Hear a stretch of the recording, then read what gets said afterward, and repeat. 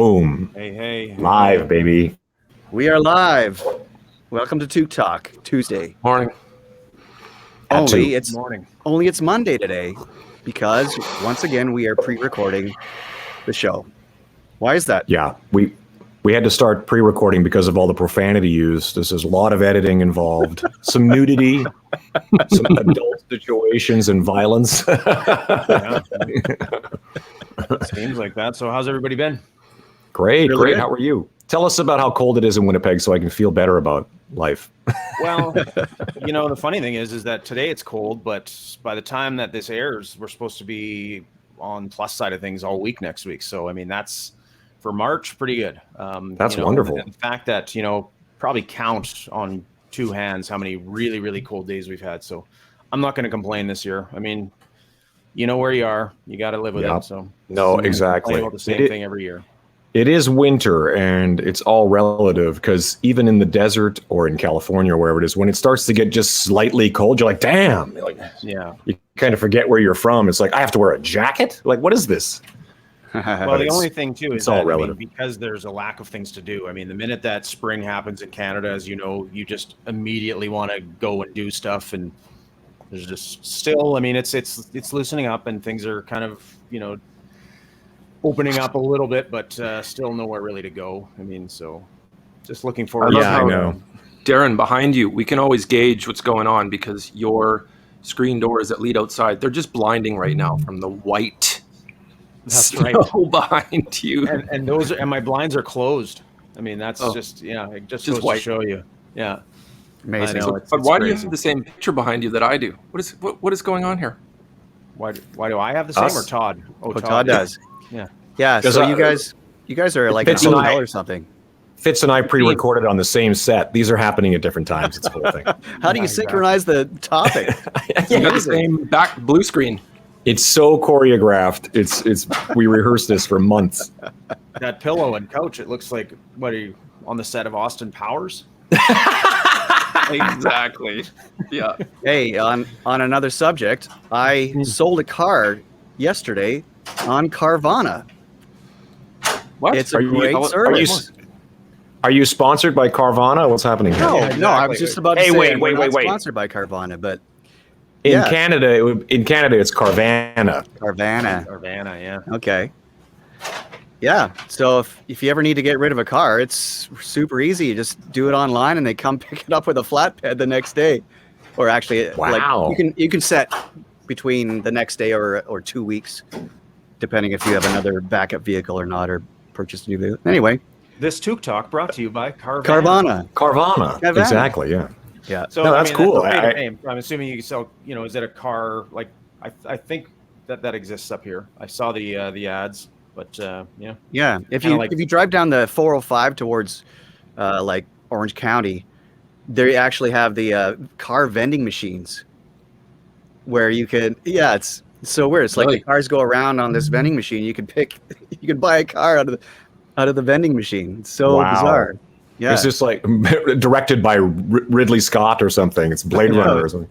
It's totally it's the future for sure. Wow. Maybe. Okay. Wow. Yeah. So everybody's good, and it's an early morning for you guys there, which is we normally do this a couple hours later in the day. So you guys, got your coffees ready, and we can pretty much bring on our guests and go to town. Shane is not with us today. No. Shane is absent, but we're gonna roll forward. So who wants to do the introduction? Corey. I'll do it. Corey. What can be said about our guest today? Well, let me read because I made a bunch of points. This guy is a major hero of mine. He penned hits like My Girl. Of course, we covered My Girl on our first album. Super challenging feat, right? Absolutely. Yeah. But worthy of all the time we put into it because it's such a masterpiece. It really is. Also, Lonesome Mary, I Believe, What You Gonna Do When I'm Gone. And my favorite actually is Secret Information. I got the word on you. Great one. I love that. Love that song. Totally. Awesome. They've had 14 albums under this guy. Wow. My brother Kevin often said, this guy can sing the phone book and make it sound like a hit song. So we have a phone book. I have one right here. There's so much history to this band. Like, it goes all the way back to like the early 70s. He also has a musical family. Camille and Saffron, his daughters, who are just amazing. We're going to hear about them too, hopefully. And incidentally, this guy is my wife's hall pass. Wow, this just took a turn. This is why we have to. This is why we have to record this show, because it gets a little blue. She asked me to say it, and then she said, "No, don't say it." I'm like, "I'm gonna definitely say that." Ladies and gentlemen, one of my favorite singers, rock royalty. Please welcome to Toque Talk, Mr. Bill Henderson. Yeah. Hey, you guys. How's that for an intro? Yeah. Can you hear me right now? We can. Oh, yeah. You can. Okay, good. Good. Hey, I check it can't. out. That's fine. All right, man. Right, 1982, I think that was. It still fits. That says good things about you, I Corey. guess so, right? Actually, So did you own that? What, like, you bought that legit seeing? Yeah, Bill, where'd you get show, that? it was the Center of the Arts in Regina. Oh wow. Yeah. So that was like 82. And I can't take credit for this. I did have one, but it's long gone. This is my wife's shirt. So that just says it all. She's not wearing a shirt right now, just in case. That's right. Yeah. He hasn't taken it off since 82. Except for today. Is that the Opus X Tour? Which tour is that? Yeah. Magnum Opus, yeah. Opus 10, Opus, yeah. Opus Yeah. 10, yeah. X. Bill, Yeah, like we always that. wondered if it was X or 10, you know. Yeah, well, But it is the 10th album. It was. That was the idea, right? But a lot of people said Opus X, and, it makes it sound a little racier, so whatever. I guess it's good. Yeah, totally. Yeah. So as a father, my first question is, as a father, how could you possibly allow your children to follow you into music? Yeah, really. I know what you mean. But the thing is that music, music's so great, right? That's why you guys are doing it. And how could you stop them, really, and not encourage them, because it's gratifying. And they have, I got into the music scene at a very propitious time. It was really a lucky time like that. The late 60s, it was just exploding, right? So that was great, and not everybody gets that opportunity. So, I did pretty well with what I have, and I think Saffron and Camille are both like super talented, but they never sort of did that thing, right? They got their own things, and Saffron still does session singing, and voiceover work, and if you listen to or if you watch was it David Suzuki's program The Nature of Things, Right. and you put it on assisted video, you'll hear Saffron telling you what's going on. You can close your eyes and you'll know what's going on. Wow. That's super cool. So in a way, it's kind of like your kids follow you into the family business, essentially, whether you own a convenience store or a restaurant. So it's very, very normal for that to happen in reality, especially when the talent is passed down like that. I mean, they're both amazing. Yeah. Well, look at Corey. I mean, your story with your family. I mean, that's so amazing. You had a band, man. That's incredible. That's incredible. Yeah, it's incredible, but it's also a form of child abuse. Just kidding. Yeah, take them on the road, and that's totally unfair.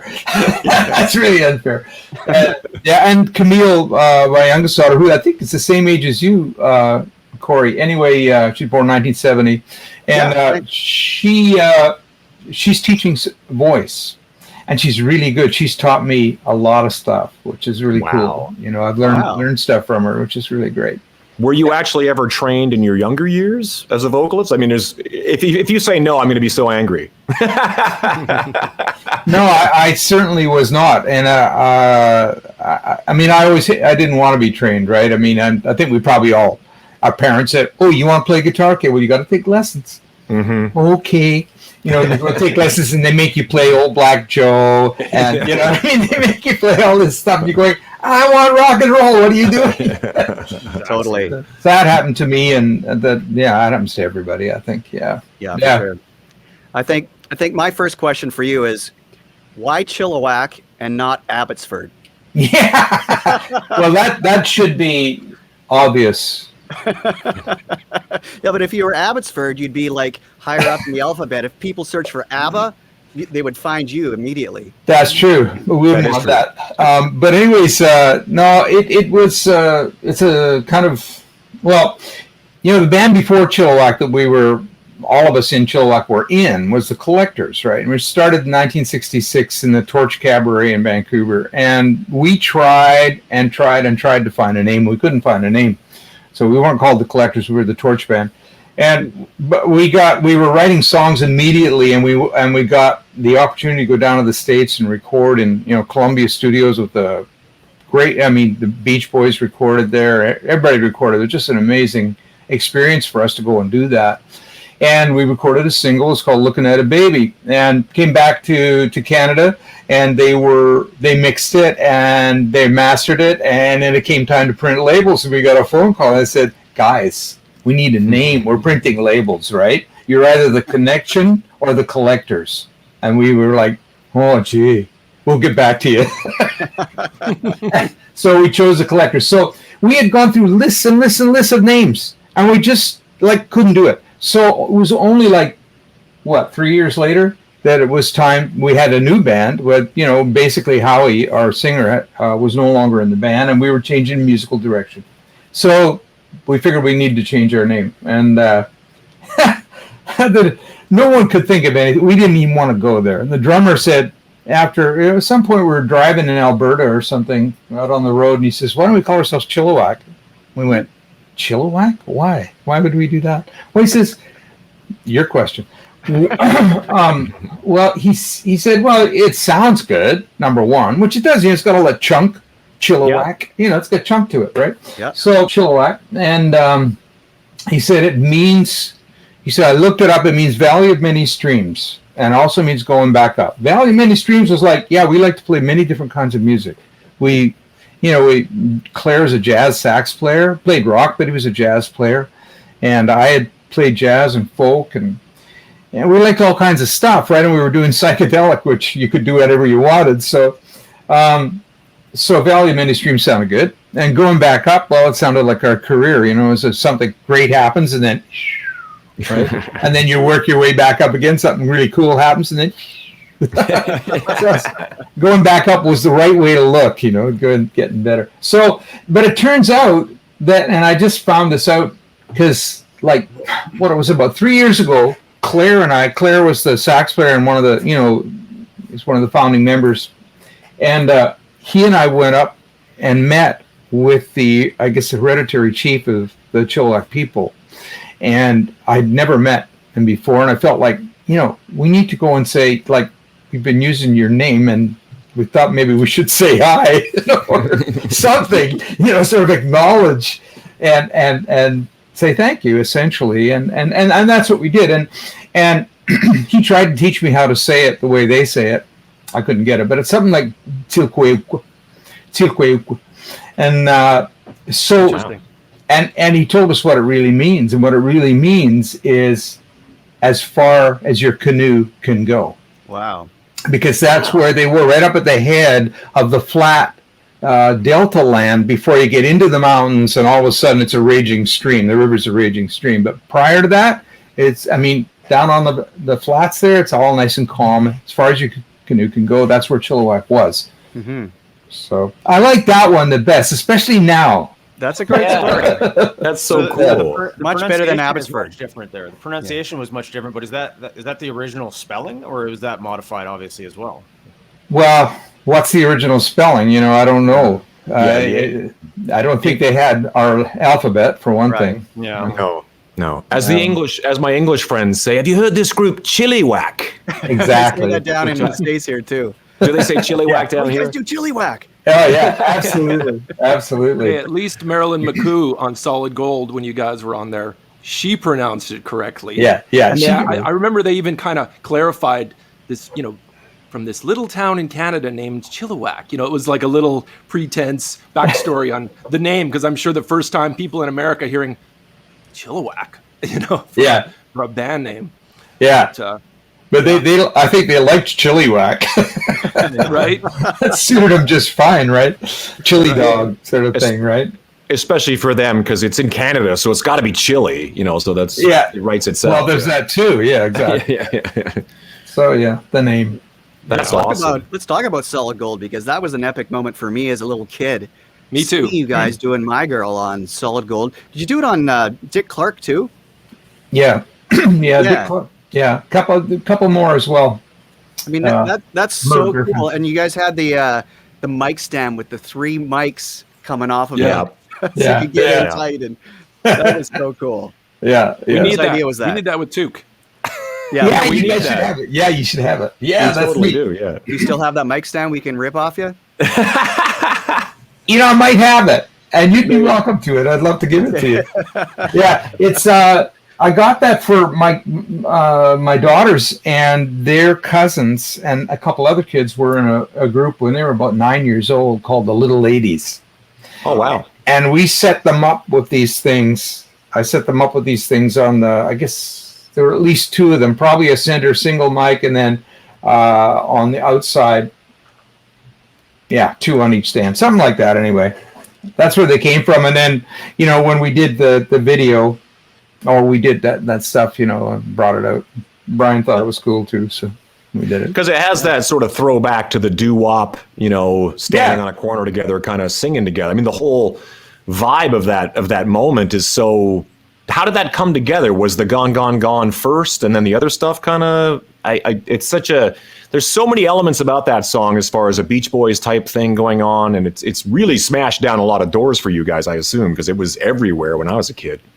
Yeah, it was really big for us. It was. You remember those days? Like that was 1980 when we wrote that, I think. So there was the sort of the punk new wave thing happening, and Brian and I were jumping on that, and we were down in my basement, and we recorded 3 tunes, I think it was. Really, go, this kind of stuff, right? And we sent it off, and our managers took it down to New York, Jimmy Einer. Okay, yeah. Millennium, right? And I took it down to him, and Jimmy said, he said, I liked it better when they did that dream stuff. And so they told us this is what he said, and we went, okay. So we went and got on Brian's boat. Let's get in the dream space, right? Got on Brian's boat and went up the coast. We were up in Pender Harbor, and we had a Fender Rhodes and some guitars, right? And so Brian was sitting there playing. He loved those slash chords, right? He was doing that stuff all the time. I was not so. I wasn't so into the slash chords, but he was. And so he's doing these things, and he goes down, down, down, to down, down, to down, to down, down, down, to down. And he had kind of a nice thing happening, and we both like to be said, we can't use that though. And I said, well, maybe we can, right? Because what I thought of right away was Gone, Gone, right? Gone, Gone, you've been gone so long. Just seemed obvious. So I put that in there. And he said, yeah, maybe that's it. And we worked a couple things, worked out the verse a bit and stuff like that. And it grew. And then we got back from the boat, and I took it and put it in my Porta Studio. Remember Porta Studios? Like 4 tracks of cassette tape? Yeah. So, I put it in my Porta Studio and came up with that center a cappella section with the modulation and everything, right? And it was just, I just took the slash chord and moved it down, bah, bah, bah, like that.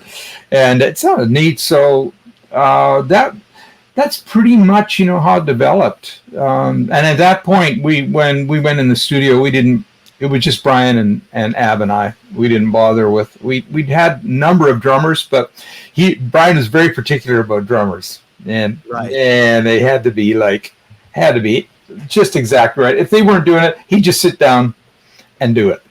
Right. Because he could. Because he could. Yeah. I always say Brian McLeod is one of my favorite drummers. Totally. Yeah. And the sounds were really good. The sounds of the drums were great. Right. Yeah. And a solid guitar player. Come on. I mean, like those solos, forget about it. He's pretty good. He's pretty good, yeah. And he was all right. Yeah. And he lived on a boat. I mean, he's like a pirate or something. Yeah, right.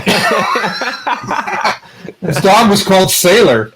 Wow. I mean, when you heard that Bill, when Brian was living on the boat, didn't everybody think for a second, man, I'd like to live in a boat too? That'd be so cool. Yeah. Or did you think, is he homeless or something? Or well, he was, when he first came out to the coast, he stayed in my place, right? I had a big house on Kitts Point in Vancouver. It was built in 1905, like 4 stories or something. And, right in the attic, I had my studio, and he was in one of the rooms just below that, and blah, blah, blah. Actually, I didn't have those things. At that point, it was a house that we bought real cheap, and it was, because it was so old, but it was, someone had made it into a tenement house. And so every room was a different dwelling. You know what I'm saying? Wow. And so there were all these people in there. And we just took the main floor when we moved in. And then someone moved out, and Brian was coming out. So why don't you stay in this? And he did, but he didn't like it very much. So he ended up, finding a boat and getting enough money together to get a boat. It wasn't the one that you've seen, but yeah, he was taking on, like, he's moving to the West Coast. The sun hardly ever shines. What's good about this place? Boats. That's what's good about it, right? So he got a boat. There you go. And that boat on songs. The boat on the cover of the album, was that the boat?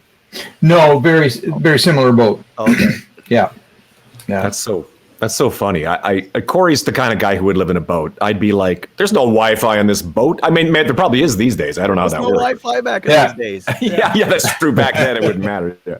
That's right. But there's a whole chapter of Chilliwack before Brian that I think is really interesting, because it's like, you were already a successful act long before Brian came along. So what was the Canadian music scene like back then? Oh, well, let alone international. I mean, I'm always fascinated by the idea of, like, back in the day before there's in-ear monitors and social media, you're like kind of like everything's kind of, throw and go, and it's a whole different time. Whole different time. And the thing about it was, of course, that if you wanted to make a record, you had to have a record company. No one made records in their bedroom or their living room. You couldn't do it, right? Yeah. You didn't have the gear. It costs like a lot of dough to make a record. So the record company was the investor. And in order for them to put money in, you had to make hits. 100%. Except, there was a little period there, right, in the late 60s when they didn't know what was going on. But these hippies were doing this weird shit, and everybody liked it, right? I don't know what it is, but let's sign them right away. And so people got away with some interesting stuff, You hear stories about Janice being signed, Janice and Big Brother and the holding company getting signed, and all of that. She comes in the office nude, right? Yeah. And making some kind of statement. But anyway, it was very, very different. And when we started out with Chilliwack after the Collectors thing, we were a jam band, and we ended up very quickly being a trio. Just Claire on sax and bass, Ross on drums, me on guitar and bass, a little bit of fiddle, and bad fiddle. And what we had a few tunes, but when we were writing tunes, we took the position of writing them as more frameworks than actual arrangements and songs, more a framework for jamming, a framework that we could use to play. We could take something that's 3 or 4 or 5 minutes on the record, and we could play it for 10, because we love to just play, and that served us well for a number of years, and it's hard to imagine now. It's such a different time, but at that time, what we wanted more than anything else was for something to go wrong on stage, because if something went wrong, then you had to improvise. You had to come up with something. And like, for instance, we played one gig at I think it was the Avalon Ballroom in San Francisco, and we came on stage, and the whole, several rows back was all these bikers, right? And they were in a snarly mood, and they just said at us, right? And Claire got over to his side of the stage with the sax, and he went like this at them, right? They yelled back at him, and he yelled at them with his sax, and then I did it with the guitar, and we did this back and forth thing, and they fucking loved it, right? They loved it. You couldn't play a hit song that would get them as happy as they were at that time. And we took that kind of thing and we used it all the time. We used it whenever we could. We played with Eric Burden and War in Calgary one time, and I guess we played a little bit long, and he and his outfit, someone in his outfit decided we had to go. They pulled our plugs and wheeled our amps off the stage, right? So there's no bass, there's no guitar, but there's still drums because that's a PA, right? And they weren't out there. So Ross, bless his heart, kept on playing. And he was doing kind of tribal-y stuff, like go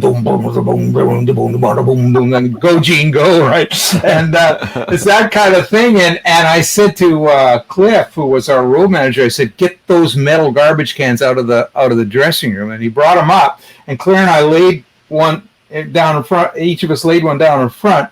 Got sticks from us. We put the mics down to them. I started playing on these things, right? And then we started chanting. They pulled our plugs. They pulled our plugs. And the place went ape.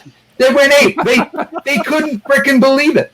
And when Eric, because they got the picture, they understood all of a sudden something real had happened there. There was some real life drama, and we were singing about it. And you can't get more direct than that. And when Eric and the boys came back on, there was not a lot of energy left for them, because we just opened the place up wide. So there's something about that I love so much that we did back then, which was recognizing that the room itself and the people and how it all comes together is an entity. It's got energy to it. If you can play that energy, which, I think we all do that anyway. That's what we do. Like when the people are there and they're all close and they're grinning at you or whatever, like you play that, right? That's what you play. I mean, you're playing a tune, but that energy, you're flowing it through. And so that was, we were taking it pretty directly that way, but that's what we did. I love that. It's great. So that was so cool. That's the first era of Chilliwack, the first section, chapter 1. Was there an element of psychedelics going on back in those days? Like, did you experiment with that, and was that part of the music making process? Not much. I mean, we did have a toque a lot of times. By the time it got into 70, 71, 72, Cliff had come back with a doobie, and we'd each have a toque, right? And then we'd go out. And it made me absolutely, totally, 100% paranoid. So I didn't know, I was either going to shit or go blind up there. I didn't know what it was. On a side note, a lot of Americans think that's the name of our band, Toque. Yeah. How did they do? Right. Well, probably got you got a lot of fans, I think, from that, probably. Totally. That alone. Yeah. That's amazing. So let's go back to My Girl for a second, because I want to pick your brain on how that whole the breakdown section with the vocals came about, and those intervals. My girl. It's like, how do you come up with that? Yeah. Well, I did it on that Porta studio. Wow. And that's where it was. I was at home with the Porta studio. We had the frame of the song written, but we needed to break down stuff. So, and it just, it was probably, I always loved contrary motion, things starting here and going far, like that. Yeah, and that's what that was. Yeah, the bottom's going lower and the top's going higher. So it kind of rips you apart like a right, because of course the low note is my girl goes down and the top note goes my girl, right? Yeah, exactly. Yeah. Plus they were slash chords, Yeah, let's do it now. Yeah, you guys know how to do it. I've forgotten. You go for it. 10:30 in the morning. Yeah. Really. I was just gonna say you hear a lot of artists that write songs, and then obviously over the course of the year they go, oh man, I wish we didn't do that, because how was that to do live over all those years? I mean, you doing that, and obviously, like you said, I mean, it's one of those things where people know it so well that that's what they hear in their head. So yeah, Yeah, I know. And it was, you work your ass off in the studio to pull it off, and you're punching and you're doing all this stuff, and then you get out on stage. And I tell you, like, that really had a negative effect on the career, was that problem, that very problem. And it arose in the first place because I'd be writing the songs, and when I was writing a song, I'd basically be sitting by myself most of the time, unless Brian and I were doing it together, or one of the other guys and me, but mostly it was by myself. And I'd be in the studio, my wife would be there. I didn't want to sing loud because I was probably singing absolute gibberish, garbage. Like, it's embarrassing, right? You know where you want to go, but so far it sounds like hell. So I would sing real quiet. So I go, and I wanted it to be intense, so I went up, but singing quietly. Then you get out on stage and you're trying to sing loud up there. Oh my God! In three nights, I wouldn't have a voice anymore. I could barely speak. So I didn't know how to deal with it, and I went to a singing teacher. So this first one I went to was like 1976, I think. I went to a singing teacher, and she said, I gave her our album, and she came back I came back the next week. She said, "You call that singing?" Come on! Wow. She did. Yeah. Unbelievable. How many records did she sell? Yeah, exactly. But anyway, and then but I did work with her for a while. And I learned a little bit, and then there was another guy I worked with. And I learned a little bit, and then Seth Riggs. I got his book, and I did his exercises and stuff. I learned a little bit more, and then with Camille, it all kind of came together. And I learned how to sing every night. I can sing up high and I can sing loud. I basically learned how to manage a head tone and a mixed tone between chest and head and that kind of thing, right? And I'm sure you guys have all worked on that. But I didn't know nothing about it for a long time. Yeah. Wow, that's amazing. But Bill, go ahead. I wanted to ask, like, are you, when you're a younger, guitar playing, up and coming, before you're actually in a band, most people, and Todd, you know this, you don't plan, or it's sort of like you default into the singer, the front guy, over time, right? Yeah. And there had to have been that stage where it's like, oh, now Bill's singing more, and you're fronting, and then the responsibilities as the singer, and the whole idea of being the you've got to maintain as the guy that's got the voice, so that's a whole other thing that you probably, did you default into that, or how does that become? Yeah, I became the singer when Howie left and we became Chilliwack. That's when I became the singer. And sure, I'd spent so many years and continued to spend a number of years, where I was singing. And of course I had to communicate with the audience, right? The front man, like you say. You've got that responsibility, but you're doing it on behalf of all the guys who are behind you. So, and some of them know a whole lot better than you what you ought to say. At least that was the case for me, because I wasn't an entertainer. I was a musician. To start with, I was a musician. I was a guitar player. That was it. I didn't want to have to communicate out there. I just wanted to get into the notes, right? But now all of a sudden, here you are, like you say, you default. Now how do you do it, right? And I got all these guys behind me. Well, mainly one who knew what I should be saying, and of course I was never saying it, and I'd hear about it, and it would essentially make me uptight. So that made it for sure I wasn't going to be good as a front man, because if you're an uptight front man, it's like it's like doesn't work, right? So it took me until I was doing solo work. Well, actually, the very first time I opened up on stage was about 1985 or something. What was it? It was 87 or 88. It was in there, because we did a tour with the military, right? And we went to Germany and Egypt and Israel and stuff, where Canadian troops, peacekeepers, working, they're working for the UN, the peacekeeping troops were stationed. And so we would go and play for them. And I remember one night, the officers get to sit right in front. down front. The officers were in front. All enlisted guys and everything. They're back there and everything, and they're rowdy. And the officers, they don't do bugger all, right? So you're playing it. Yeah, exactly. That's it. That's it. And so I started talking to them. I started talking what I was feeling, and finally I said, I'm probably sounding pretty boring to you right now, right? And they a couple of them were like, yeah, like this. And I said, well, you know what? There's nothing more boring than sitting on your hands, right? You guys are just sitting on your hands.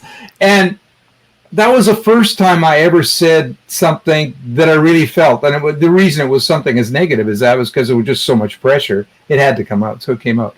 And it built from there and grew from there so that I was relaxed enough to just speak my mind on stage. And then when I went out and did solo work, I didn't have to worry about a band behind me who maybe thought I shouldn't say this or shouldn't say that. So I just said what I felt. And that developed me as a frontman. So the singer's one thing, but the frontman's another. Anyway, Brett, that's a long answer to your question, but that's what happened to me. Yeah. What exactly were you expected to be saying by the other members of the band? Oh, yeah, good question. I wonder why I don't remember. It probably doesn't matter now, yeah. No, it's like, all the usual rock cliche, whatever, Hey, how you doing out there? All the stuff you say, and I don't mind saying it now either. It doesn't matter. All that stuff, yeah. What's that? Your waitress, all that kind of stuff, yeah. Yeah, well, one of the things about the rock vocabulary out there on stage that I started to realize in this year of COVID and this 4 years of Donald Trump was that he is a rock star. He goes out on stage and he's throwing the red hats out to people, right? Yeah, he works the crowd. He lies to them like crazy, gets them all excited, does all the things we do.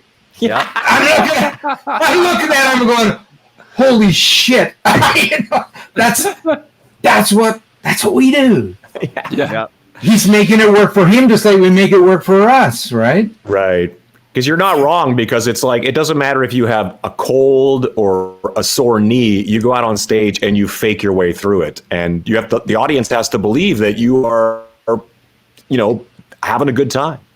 Yeah, they do. Nowadays, everybody's got a cell phone in your face, though. So if you make a mistake or say something, it's not like it was, Yeah, that's right. Yeah, it's all there.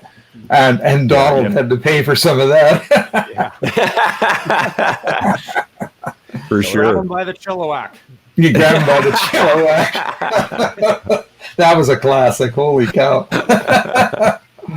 Well. So what is the... Go ahead, Corey.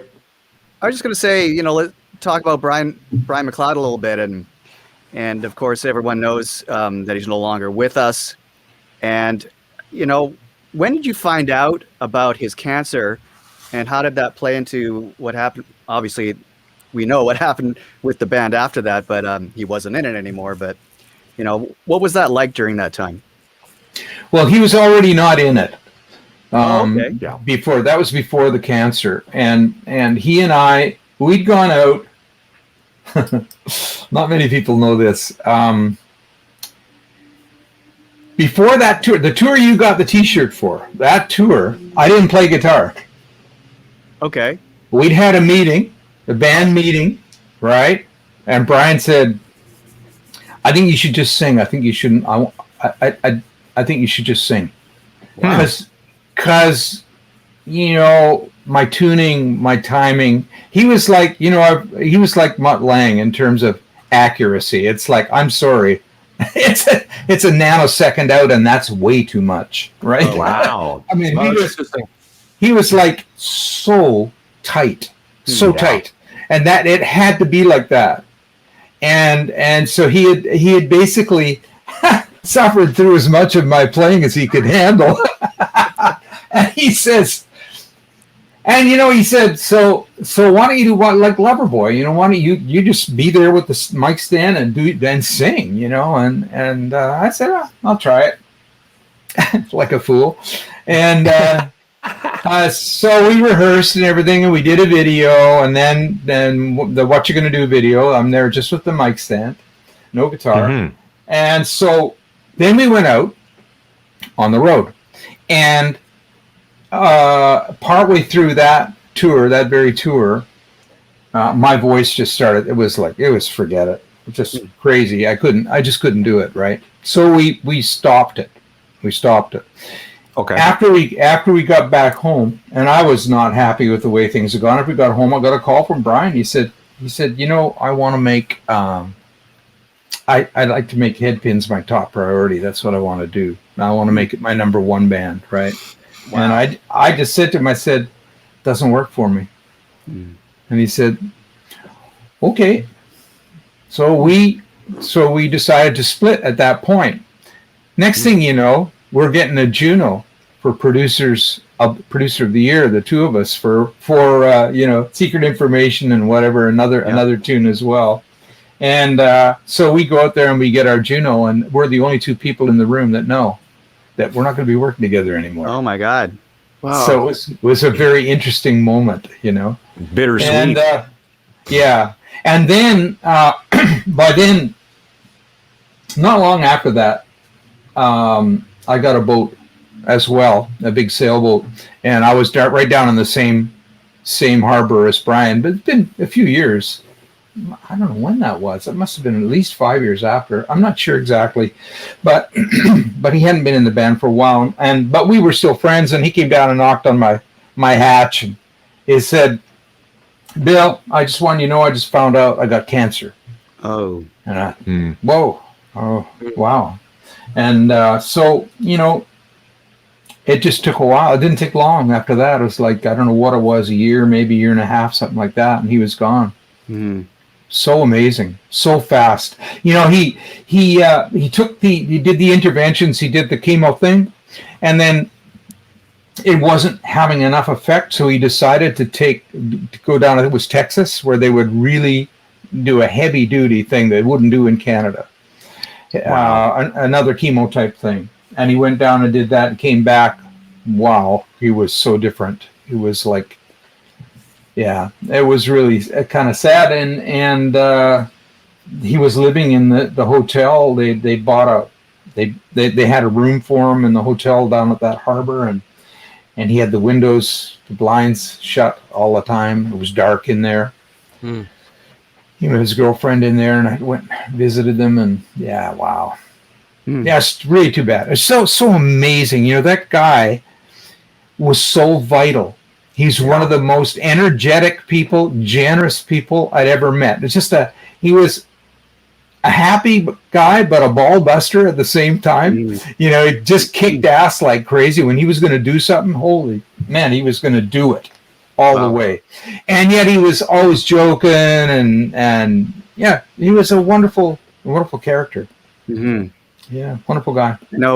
When we had Darby on the show, she kind of said the same thing, that there was always a little bit of tension going on.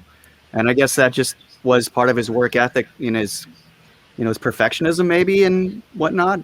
Yep. Yeah, and most of us weren't ready for it. Yeah.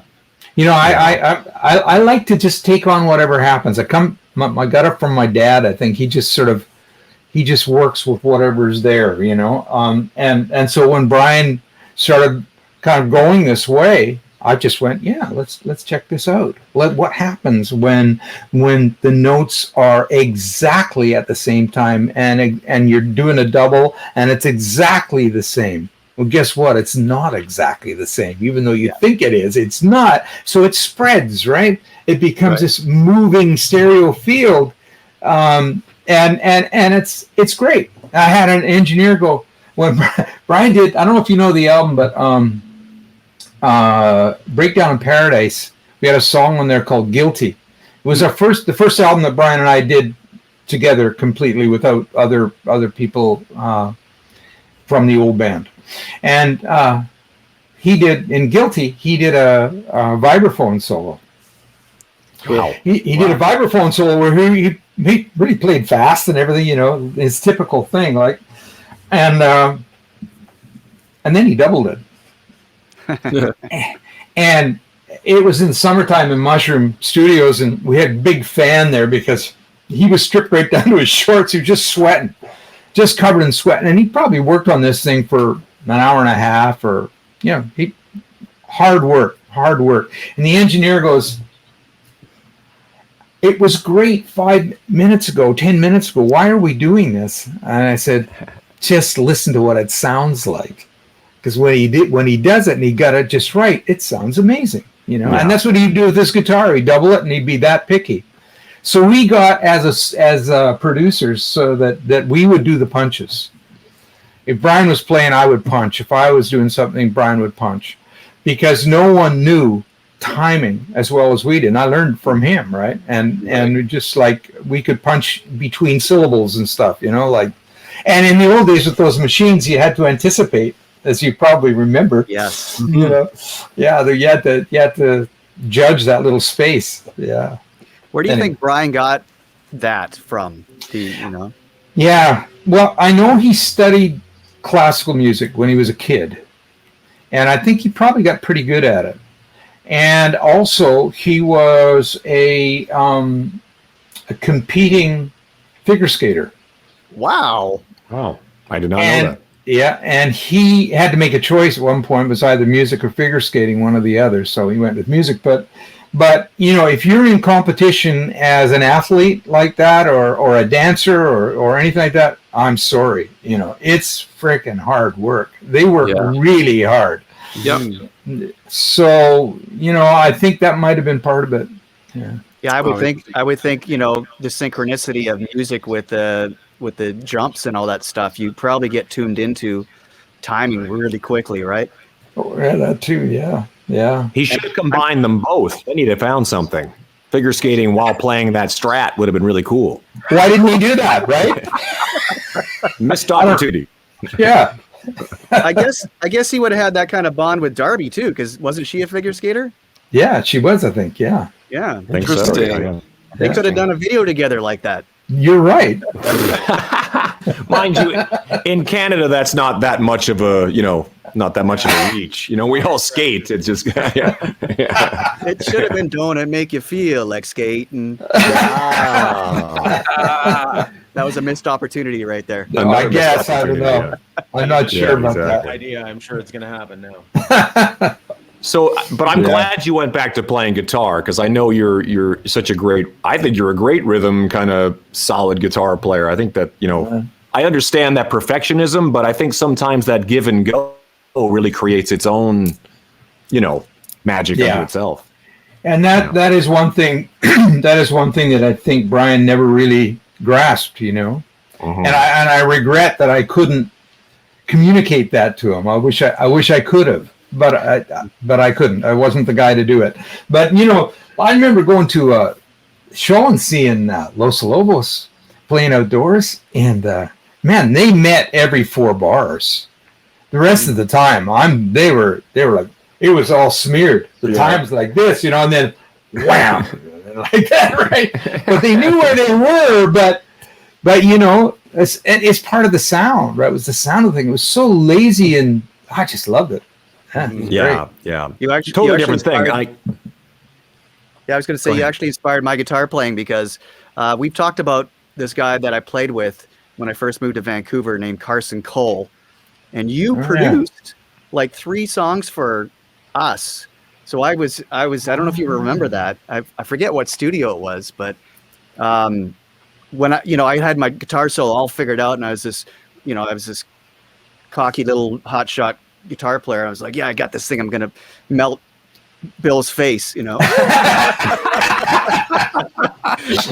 I remember you said, so do you ever just play something that you feel in the moment, like just not so figured out, just kind of go with what you feel in this moment and how you and I was like, wow, I've never heard that before. And it kind of changed things in that moment. It's like, maybe I don't have to figure everything out perfectly before every recording session, Yeah.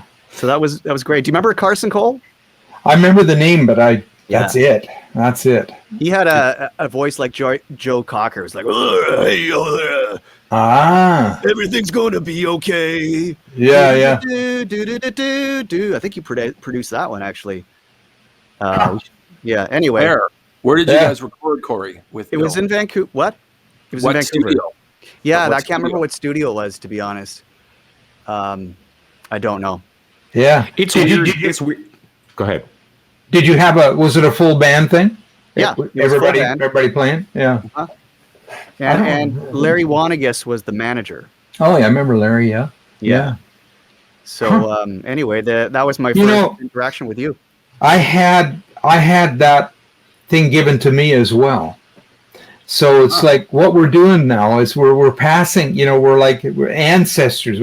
I have ancestors as well. And when we first went down to LA, well, it wasn't the first, but we had, after about 6 months or so, we ended up working with a guy named Dave Hassinger.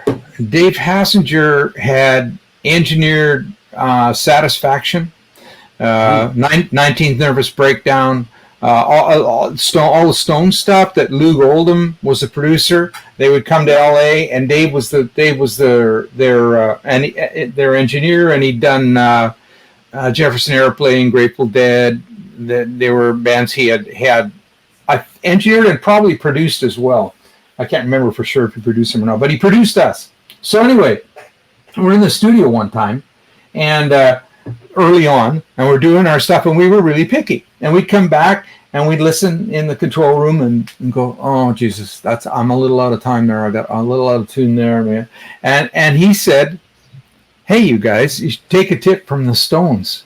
They go out and they play, and when it feels good, they're done." Yeah, right. It's done. If it feels good, it's done. You played something wrong, who cares?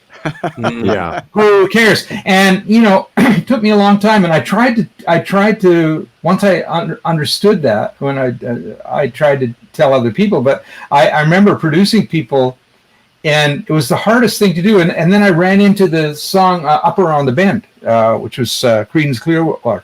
Remember that? Come away if you're going as fast as your feet can fly. It was really a cool tune, right? And I wanted to learn it because I was going to do it in a little band that we had together, played Orestes New Year's. Anyways, I wanted to learn it, so I'm listening. But there's one point I cannot get the lyric, and it's right then that I realized that he doubled the whole thing, and I had never noticed before. But he doubled the whole thing. It was pretty tight double. But at that point, two different words on the same note. Two different words. Really? Right? Yeah. So I'm going to myself, okay, I'm a decent musician. I might not be the best, but I'm pretty good. I've heard the song tons of times. I love the song. Never had a problem with it.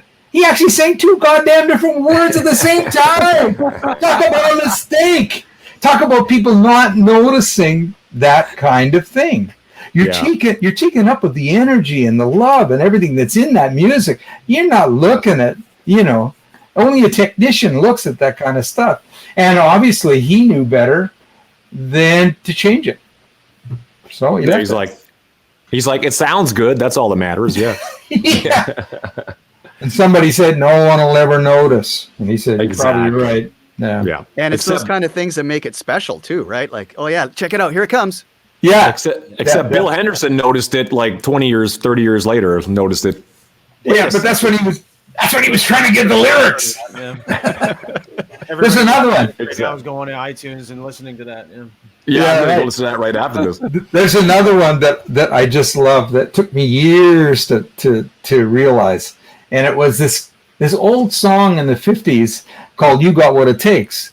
It was Brooke Benton and Dinah Washington. Dinah Washington was a real jazz blues singer. She was the real thing. Brooke Benton was a little more pop. They're both black, and they both had the black culture in them, and black music. They came from the same place, but he was a little more pop, right? So they're doing this record together. Boom, doo doo doo doo doo doo doo doo doo doo. Said, "Baby, you got what it takes," and do. It's that kind of thing. So halfway through, there's this point where they start talking to each other, and they're kind of laughing, and they're kind of talking to each other. And I never thought much about it. It just kind of had a cheerful vibe to it. I was a kid. What did I know, right? It just went by. It sounded good. It was fun. I liked it, right? But I went back to it years later to just see why I liked it so much. What was it about that song?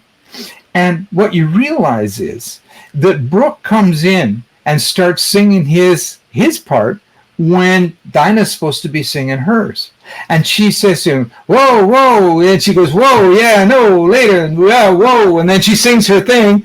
And then she goes, now it's you. And he comes in and he sings and he does the thing and they're laughing and they're having a great time. Can you imagine the producer saying to them, that's great, that's a take? They're going to say, no, we screwed up. We got to do that. Brooke came in at the wrong time. And we were talking, right? No. I love it. It's great. It's a hit. Right. And it was huge. That's so funny. She was literally directing him, like, not now. Oh yeah. Man, you're slow, baby, right? I love it. Teasing him and giving him shit, right? that's the real part of it, right? You probably couldn't do that again if they tried, Absolutely. Never happen again. No, never happen again. One in a million. And it was so much fun, The thing was a fun thing anyway. And that just capped it, I guess. The producer realized that this would really sell the song. Yeah. What they call happy accidents, I suppose. Yeah. Love them. Yeah. So absolutely. I remember my band was in a Band Wars competition on the island in Nanaimo, and you were the judge of that. We were called the Explorers. Oh man, yeah, I remember the Explorers. Yeah. Yeah, and I remember you telling me a story at that time. Actually, you got up and sang "My Girl" with us at the end. We actually won, and thank you for voting for us. We actually won that Band Wars, and then you got up and sang "My Girl" with us at the end of the night, which was, just was so amazing. But I remember you told me a story about "I Believe," and I hope you can tell it again now about why you thought it was plagiarism at the time. Yeah. I got the chorus was the first thing I got. I believe. And after I finished the song, I suddenly realized that I'd heard that before. And I knew that songs, that if I didn't write a song that sounded like you'd heard it before, no one was going to like it. But if I wrote a song that was a ripoff of somebody else, I was going to get sued. So, and it wouldn't be mine anyway. It wouldn't feel right? So there's some place in between, a sweet spot in between where people are going to really like the song, and it's going to be your song. So I didn't know where I was. I didn't know where I was on that gradient. So what I did was I went around, played it for people. And I would say to them, I'd play them the chorus, I believe there's a change in me. And then I'd go, what do you think? And they go, oh, I like that. That's nice. And I'd say, sound familiar? And they go, yeah, maybe. I don't know. And I'd say, but does it sound like a song you've heard before? I don't think so. And then I'd sing them the song it was, which is Honesty is such a lonely word. Billy Joel. Everybody's I'm true. Because it goes that thing and the the falling line underneath it. He did that. And there are a number of Latin songs that have done that over the last few centuries, but anyways, or at least one. But people always said, oh, well, I guess it's sort of the same, but not really. So yeah, I just got away with it. It was amazing.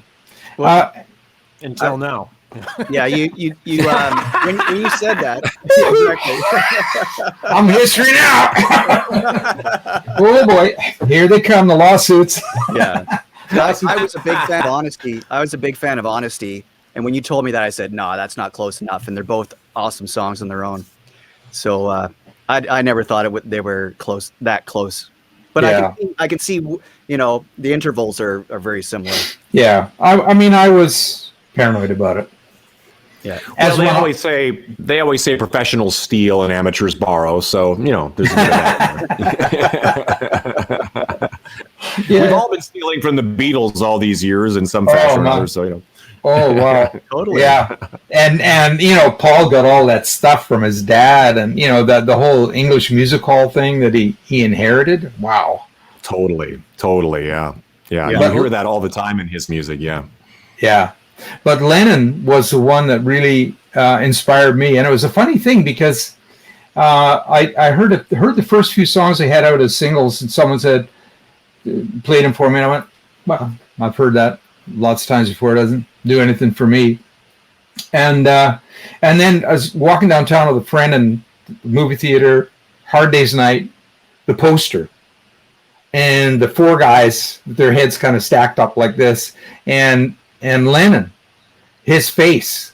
I just went, wow, there's something about this guy. And so we went in and saw it, and from that point on, I was a complete nut for the Beatles. And my nylon string guitar went under the bed, and the electric came out again. I started writing songs right away. And yeah, he just, I loved his energy. I love his, I love the asshole that he was. I love the smarts that he had. I love that. Oh, yeah. I love the way he had and there was an ethic. It was kind of an ethic there that just goes real deep. Fantastic. Yeah, they kind of launched 1,000 ships, that band, didn't they? As far as musicians and writers go, yeah. Yeah, for sure. Amazing. Yeah. Well, so what were you doing when COVID hit, and what were you touring or anything like that, and will that be happening soon, hopefully? Yeah, exactly. We were what was it? We were in the Vancouver airport, and things were starting to get serious about COVID, and they hadn't really got all the restrictions in place, but it was getting serious. And I'm phoning up. We're supposed to play Rama, Casino Rama in Toronto. So I phoned them up and I said, look, it doesn't look like this is going to happen. You sure you want us to come out there? Oh yeah, you got to come out. I said, you're going to cancel. I don't want to come out there and sit, because we always went a day before, so we had a good night's sleep and all of that. Sure enough, they never said a thing. They never said, had to go out. We went out. They never said a thing. Never said a thing. Going down for sound check. Gigs canceled. Oh no! Right. We was like, oh, it's going to happen. Canceled. So that was the last one, and we didn't play it. And that was in February, so it's a year ago. And I have found the COVID thing, pretty depressing.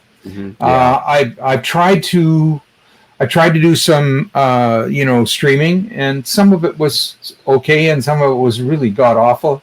And I'm trying to learn. I've got Ableton, and I've been working with Live for about 4 or 5 years, but it's so bizarre. I've never really gotten deeply into it. I'm trying to get deeper into it, and Native Instruments with Reactor, it's just like, oh yeah, I want to do this, right? And it's so much fun, but it's so hard. They're not very good at writing manuals, They just, holy crap, you just got to Google everything to figure out how it works. So that has been a bit of a pursuit. The other thing is just I live here, we've got 8 acres here in the country, and oh, wow. It's pretty nice. And when the wind blows really, really hard, a big fir will come down. I go up there with my saws and my axe, and I'm, bucking it up, because we heat the place with firewood. We got a big cook stove, wood burning cook stove. So that keeps me busy, right? And I'm finding the exercise is very helpful. I don't know what's going to happen when it comes. If they finally say, okay, everybody, you can go and do your thing now. It's all fine. And I don't know what I'll do. We'll see. We'll see what happens. Yeah. But, one of the things that this whole thing teaches us that I think is so cool for musicians is that the fact that a live gig is the hardest thing to get lifted from the restrictions just proves that nothing brings people together better than music. That's true. Well, it's proof. So I think the biggest thing I learned from this pandemic was that I need to learn a new trade. Yeah, my backup plan of wearing spandex and fighting crime is just not going to work out. Why not? Well, first of all, I don't know how to fight, so that's a big problem. My training has all been in this business. Damn it! It's like So you got the spandex. Of course, yeah. I've had the spandex all along. The spandex works for either gig. That's it's both gigs. Yeah. Just put some wings on your heels, and Yeah. Wow. Which gold record is that behind you, or platinum? I'm very curious to know which one that is. That's Segway, the greatest hits, the first version of the greatest hits. Nice. Yeah, Wow. Segway. Yeah. Amazing. What year did that come out? 84. Okay. 80. Great. I think it was Wow. 84. Yeah, we were making the last Chilliwack album there with Simon Phillips and Mo Foster, and had these wonderful guys playing, and we needed a little time, so the record company said, let's do a greatest hits thing. And So you never got bit by a bug to record another under the Chilliwack title and have it just some new music? That's never presented itself for you? No, I mean, I've got a bunch of new stuff, but what happened was I decided that I didn't want to go out into the big rooms anymore, the arenas and stuff, which we had done, because I didn't. One thing I didn't like about them was I couldn't see the audience because of the light right in your face, and I was always playing into this darkness. And that went totally against everything that I treasured about what I was doing. Like, I want the contact, right? I want that energy. I want that energy. Couldn't get it. So I thought, well, let's go and play small venues. Let's go play clubs. Yeah. It'll be like they'll be right there, and we can all get. Well, it was the 80s. Clubs in the 80s in Canada? Are you kidding me? Playing them? Nobody's listening. They just want to get laid. That's all they're there for, right? That's just all it is. And it's like, I did it for like 3 years and finally went, enough of this. I'm not doing it anymore. So I was hoping to get energized and I'd come up with a new album, because the one that had come out from 1984 absolutely flopped because the record company went bankrupt. It was Solid Gold. They spent too much money on the head pins and probably a few other things. But anyway, they did go bankrupt, and so they didn't promote the record. So I'd had enough of that stuff, and I just wanted to go and play. I just wanted to play. I went out to play. Nobody was listening. So I was like, oh, fuck this, right? And I started doing solo things. Yeah. And I did that. I did festivals, and I did the folk clubs, and I found that the folk festivals were what rock festivals were in 1969. They were like a party. They were wasn't so heavy as rock festivals became, and wasn't so streamlined, industrialized. It was kind of all over the place, which I liked. So I did folk festivals, and I really enjoyed that. So far, nothing made me want to do Chilliwack, right? Chilliwack had almost pretty much disappeared at this point. Then I put the band back together again because I did UHF for a number of years. Right, with Jerry Elrod. Yeah, that was beautiful. Yeah, and they're amazing. They're wonderful musicians. And so that was great, but then I really started missing the bass and drums, man. I missed that missed that thing. Yeah. So I started doing Chilliwack again, put it back together, got Jerry back in, the drummer, and my brother playing guitar, and and so we went out and we played for the next 20 years. We played Chilliwack stuff, and I would write new songs. But the thing is, now the songs I'm writing, I can only write what I feel like writing, and the songs I'm writing are almost all about what's going on in the world right now. All the various things. Like I wrote one called Patent on the Wind, which was about, Monsanto and life patenting and all of that kind of stuff, where the wind blew seed into Percy Schmeizer's field, and so he ended up with their corn, and so, or their, not corn, but canola. And so they sued him, and he never planted it. And they sued him because they have a patent on that seed. What do you mean? You have a patent on life? Hello? What? Yeah, that's so weird. And so I wrote a song about it, and it's a real rocker and all of that. But, people we're playing live. People don't really, they want to hear the old songs. Sure, yeah. So we throw in a new one, but then we get another new one. We take the other one out and put the new one in, and I don't know, man. Yeah. I don't know if there'll ever be another Chilliwack album. I don't know. Maybe if you started one of those new songs like Mon Santo, Mon Santo. Maybe that would. That's a thought. That's a thought. You still produce, right? Yeah, I'll take care of that one. You produce that? Okay. Well, it's a good problem to have so many hits that your set is full of stuff you can't really take out, in a sense. You know what I mean? It's like, what are you going to do? Replace that song with something else? That's a nice way to put it. A nice way to put it. Thank you. You guys are very kind. Honestly, it's been a real thrill having you. God. You're the Holy Grail guest. The Holy Grail guest. 100%. If there's a gold record on your wall as a validation for some success, we do have to mention that when SCTV and the Recess Monkeys cover "My Girl Gone Gone" so epically, I think that says it right there. How awesome that was! The power of a song. You know what I mean? Yeah, that was an amazing kind of affirmation, gift, whatever you want to call it, stamp of approval or something. Yeah, the Recess Monkeys covering your song. John Candy, Rick Moranis, and Gene Levy, was it? Gene Levy, God, singing "My Girl." Amazing, amazing. Yeah, like a wedding dance or something. Gone. Like the high school swallowing in the middle. Gone. It's gone so long. She's been gone. Candy stole the show with that one. That little gulp. That was it. Yeah. The guitar solo is pretty cool too. Definitely. Yeah, totally. That was great. Yeah, this has been awesome. Well, it has been a good time. Yeah, well, absolutely. Guys. Want to thank you for hanging with us for over an hour now. We know everybody's got lots of places to go and lots of things to do. Yeah.